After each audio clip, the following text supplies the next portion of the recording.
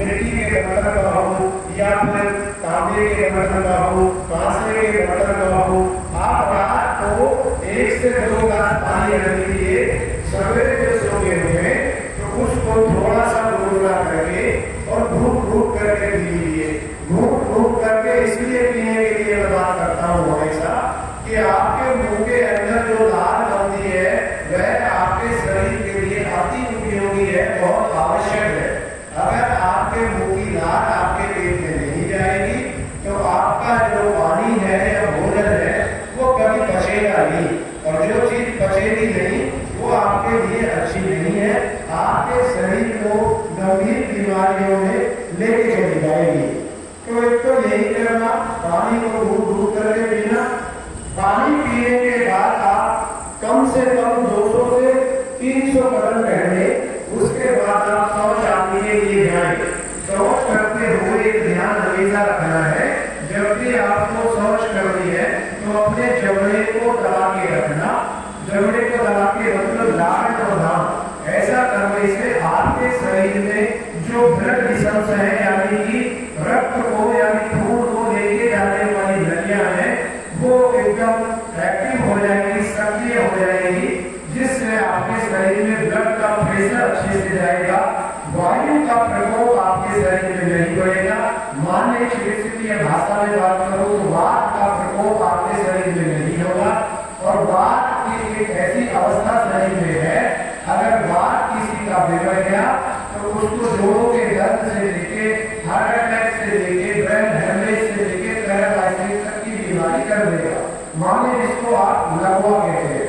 तो जब आप मल को त्याग करें, मूत्र को त्याग करें तो नीचे बैठ के जबड़े को दबाएं और फिर करें।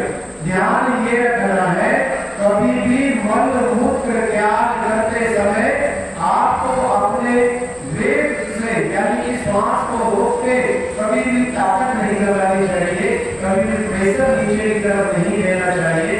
अगर आप ऐसा करते हैं तो आपका जो मल का स्थान है, मूत्र का स्थान है, माने आपका मल द्वार और आपका यूरिनरी ब्लैडर धीरे धीरे वीक हो जाते हैं।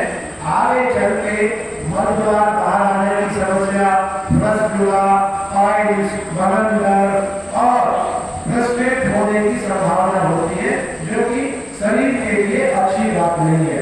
अगर आप एक और चीज का ध्यान रखें तो बहुत अच्छा होगा।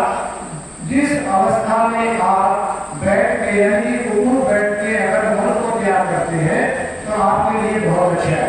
उम्र बैठने की स्थिति आप सभी लोग जानते हैं। अभी मैं आपको एक बार दिखा देता हूँ। ये जो मैं ऐसे बैठा हूँ ये उम्र बैठना इसको बोला जाता है।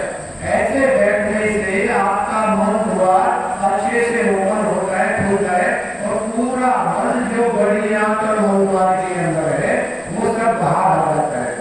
और आप सभी जानते हैं कि अगर मन आपका बाहर आ गया तो आपको कोई भी गंभीर बीमारी होने के चांस ना के बराबर है। इसके बाद आप अपनी आंखों की साफ सफाई यानी कि मल त्याग करने के बाद आंखों की साफ सफाई करना बहुत जरूरी है। तो उसके लिए क्या करें, अपने मुंह के अंदर पानी भरें और उस पानी को जो ताजा पानी है अपनी आंखों में उसको ड्राई करें, छिड़के मारें, जिससे आपकी आंखों की सफाई हो जाए। साथ में मुंह के अंदर पानी जब आप भरते हो तो मुंह को ऐसे इस तरह से जैसे हनुमान जी का मुंह कई बार दिखाया जाता है टीवी के माध्यम से, एकदम फूल जाता है। तो आपके आंखों के पीछे ग्लव्स होती है, उसको ऑप्टिक ग्लव्स मेडिकल लैंग्वेज में बोला जाता है। वो एक ऐसी ग्लव्स है कि जो आंख पे रोशनी को दिखाने का, दूसरी जो आगे देखती है उसको पोषण करने का काम करती है। अक्सर आपने देखा है जब आंख से कम दिखना स्टार्ट हो जाता है, धीरे धीरे कैटरेक्ट ग्लूकोमा हो जाता है, रेटिना डिटैचमेंट हो जाता है या कलर विजन। अक्सर डॉक्टर बोलते हैं कि आपको तो मोतियाबिंद हो गया, तो ये समझ लीजिए जो ऑप्टिक ग्लव्स है वह सूख गई। कई बार डॉक्टर्स ये भी बोलते हैं कि आपकी आंख की जो ग्लव्स है, जो ब्लड को लेके आ रही है वह सूख गई, तो वो सूखने की संभावना ना के बराबर हो जाएगी। और ध्यान ये रखना है, अगर आपको आंख से सही नहीं दिखाई देता है तो दुनिया इसलिए हमें इससे खराब बात आपके लिए कुछ नहीं हो सकती, क्योंकि अगर आग नहीं है तो कुछ भी नहीं है। फिर आगे चलते हैं। इसके बाद आज आपको जो है अपने दांतों की सफाई करनी है। दांतों की सफाई किसी भी पेस्ट से ना करें। आपसे मेरी ऐसी विनती है, क्योंकि इस धरती पे जितने भी पेस्ट बिक रहे हैं वो सभी केमिकल को लेके है, रसायन को लेके है। इतने खतरनाक केमिकल रसायन है, अगर आप एक साल लगातार इनको कर जाते हैं तो बिल्कुल कोई नहीं रोक सकता आपको शुगर होने से, बीपी आपका बढ़ने से, हृदय रोग होने से, यहाँ तक कि कैंसर होने से। आपकी जानकारी के लिए बता दूं, पेस्ट किसी भी कंपनी का है, किसी भी दवा का है, जिसमें झाग बनता है वो आपके लिए अच्छा नहीं है।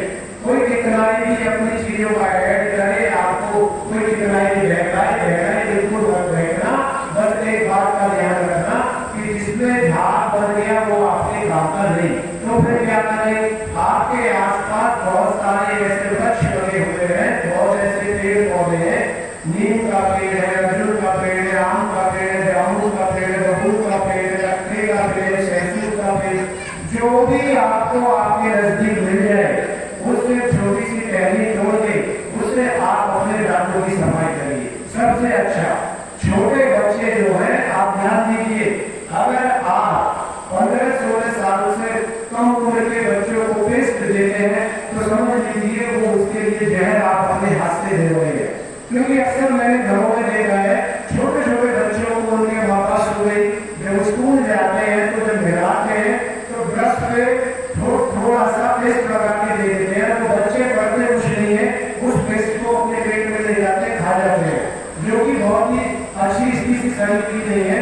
आगे चल के वो एक गंभीर बीमारी का रूप धारण कर देती है। आप थोड़ा सोचते तो देखिए कि आप में से जितने भी यहाँ लोग हैं सभी बीमार हैं, मेरे को पता है। घर में अगर 5, 4, 6 लोग हैं, वह सभी बीमार है। कारण क्या है भाई, जो सभी लोग बीमार हुए, कोई भी स्वस्थ नहीं है, तो उसके पीछे छोटी छोटी बातें हैं जिनको जरूर अपने जीवन में धारण करिए आप। तो पेस्ट ना करें, फिर क्या करें, जो भी नजदीक पेड़ है उसकी दातुन करें। और आपके घर में बहुत अच्छी 2-3 चीजें हैं, जैसे आपके घर में हल्दी है, नमक है, तेल है। ध्यान ये देना है, तेल आपको वही खाना है जो आपके आसपास खेतों में पैदा होने वाला तेल है, या तो तेल है या सरसों है, उसको आपस में आप मिलाइए। इसको थोड़ी हल्दी लीजिए, थोड़ा नमक लीजिए, नमक सहना लेना है जिसको आप उपवास में इस्तेमाल करते हो। दूसरा थोड़ा सा तेल लीजिए, इनको आपस में मिला के पेस्ट बना दीजिए। ये आपके शरीर के लिए, आपके दांतों के लिए मैं पक्की गारंटी दे रहा हूँ। ऐसे कोई भाई या बहन कि जिसको दांतों में ठंडा गर्म लगता है, मुंह से स्मेल आती है, पायरिया लगा है, किसी भी प्रकार का कोई कीड़ा लगा है, दांत पीले हैं, दांत खराब है, दांत मजबूत नहीं है, कुछ अच्छे से चबा नहीं सकते, दांतों के मसूड़ों से खून आता है, आप करके दे दीजिए मेरे जो मैंने आपको जानकारी दी, यानी कि हल्दी, सेंधा नमक और सरसों का तेल। आपका पैसा भी बचा, स्वास्थ्य भी बचा। आपको पता है अगर पेस्ट करने से आपको मुंह के अंदर कैंसर हो गया ना, तो 4 लाख रुपए को आपके नहीं खर्च हो जाने वाले हैं चुटकियों में। ये पता करने के लिए कि मुंह के अंदर कैंसर तो है, बट कैंसर कौन से प्रकार का है, क्योंकि कैंसर के अलग अलग टाइप्स होते हैं, कैंसर बहुत तरीके का होता है, इसको पता करने में फिर इलाज होगा। तो आपने अपने जीवन में जो धन इकट्ठा किया है, पैसा इकट्ठा किया है या नहीं भी किया है, तो भी आपको कहीं ना कहीं से लाके अपना इलाज कराना ही पड़ेगा, और आप बचेंगे भी नहीं, पैसा भी जाएगा और आपका शरीर भी जाएगा। तो आप पेस्ट मैंने आपको बता दिया। उसके बाद स्नान जरूर करना। देखिए कितनी भी सर्दी हो, कितनी भी गर्मी हो, कितना भी बारिश का मौसम हो, आप स्नान बिल्कुल मत छोड़ना। इसका स्नान को आप कभी भी ये ना सोचे कि वो शरीर की साफ सफाई के लिए है, बिल्कुल गलत बात है। शरीर की साफ सफाई के लिए तो मात्र 5% है, 90